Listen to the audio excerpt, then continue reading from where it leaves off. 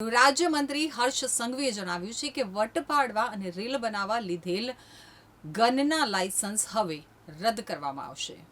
ગુજરાતમાં હવે રાજ્ય સરકાર વ્યાજખોરો ઉપર સ્ટ્રાઇકની તૈયારીમાં છે। તો સુરતમાં ડુમસ વિસ્તારમાં નવા રોડના લોકાર્પણ કાર્યક્રમ દરમિયાન ગૃહ રાજ્યમંત્રી હર્ષ સંઘવીએ ગાંધીધામ પોલીસે વ્યાજખોરો વિરુદ્ધ કરેલી કાર્યવાહીનો ઉલ્લેખ કરતા જણાવ્યું કે ગુજરાત તો બરાબર, પરંતુ દેશના ઇતિહાસમાં પહેલી વાર એવું થયું હશે કે વ્યાજખોરો વિરુદ્ધ ગુનો દાખલ થાય, ગુના પછી ગુજસી ટોક કરવામાં આવે, સાથે સાથે વ્યાજથી બનાવેલ પ્રોપર્ટી જપ્ત કરવામાં આવે અને આ જપ્ત કરાયેલ પ્રોપર્ટીની આવનારા દિવસોમાં હરાજી બોલાવી અને રાજ્યના નાગરિકોના હિતમાં તે રૂપિયા વપરાય તે માટેની વ્યવસ્થા કરવામાં આવે।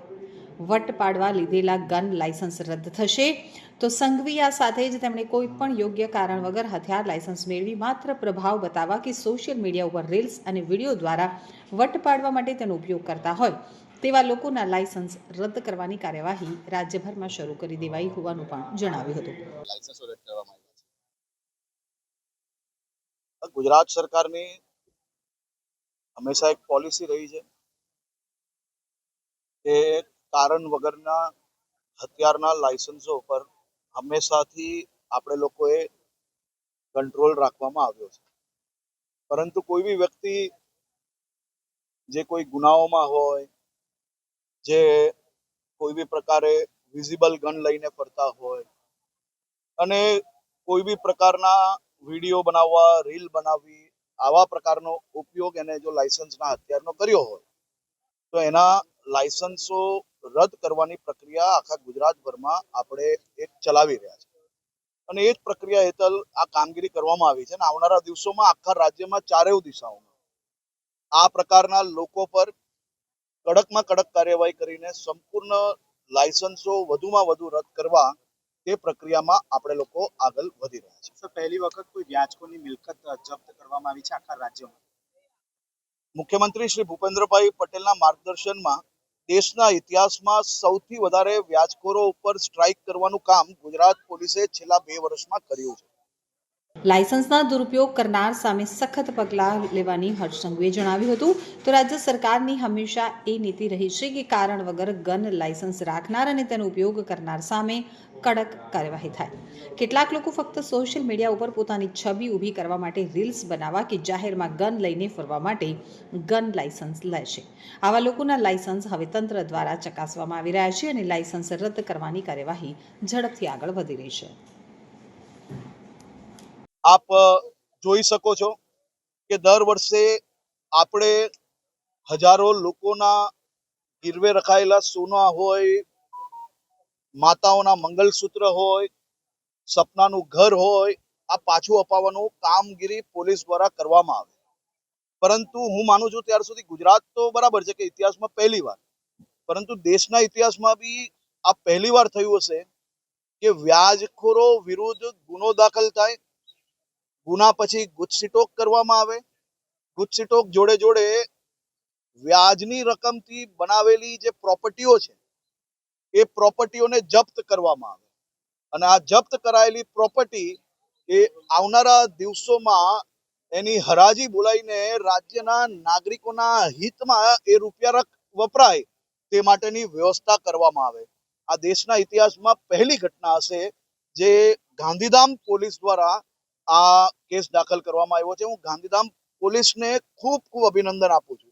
આ જ પ્રકારે વ્યાજખોરો વિરુદ્ધ આ પ્રક્રિયા ચાલુ છે અને આવનારા દિવસોમાં બી આ પ્રક્રિયા વધુ ઝડપથી ચાલશે।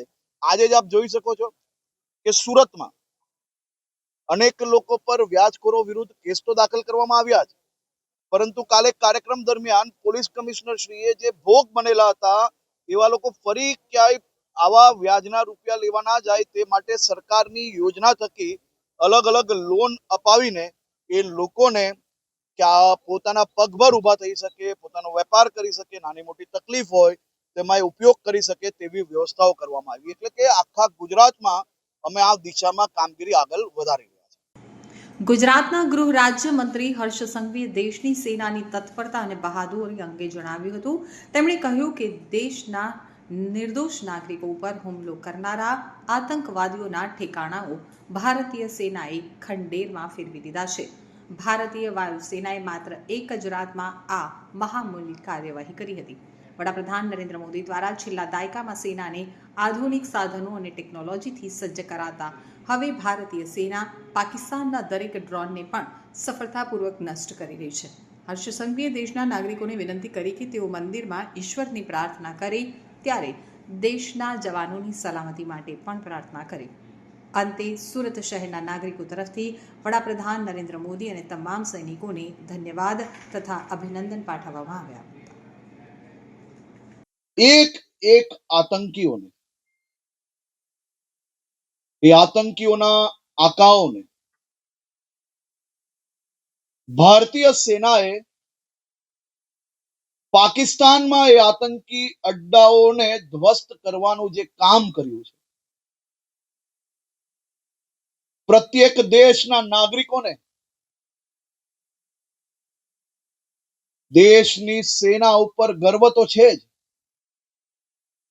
પરંતુ સાહેબ ગર્વ જોડે જોડે આજે ભારત દેશના નાગરિક હોવાનું આપણે અભિમાન બી હોવું જોઈએ કે મારા દેશની આ સેનાએ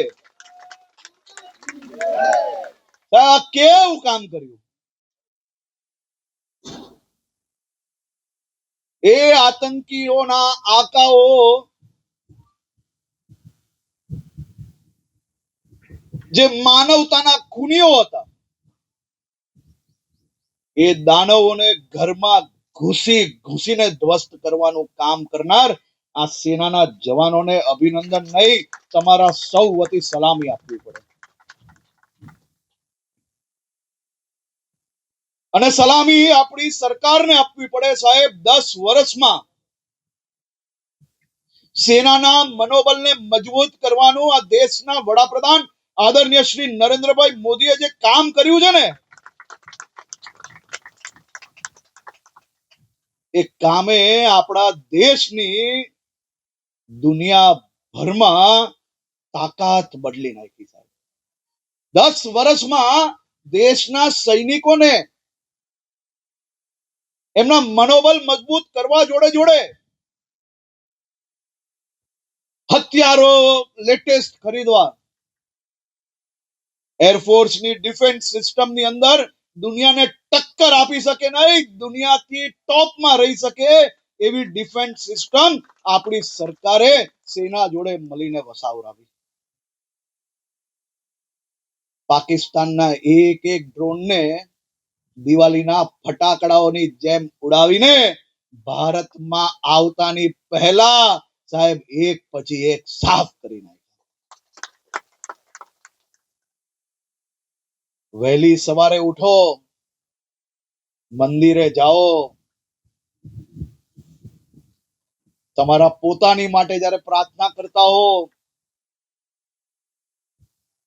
તમને જેને જે ધર્મમાં આસ્થા હોય, જ્યારે પ્રાર્થના કરો ત્યારે એક પ્રાર્થના આપણા દેશના આ એક એક સૈનિકો માટે જરૂરથી કરવી જોઈએ.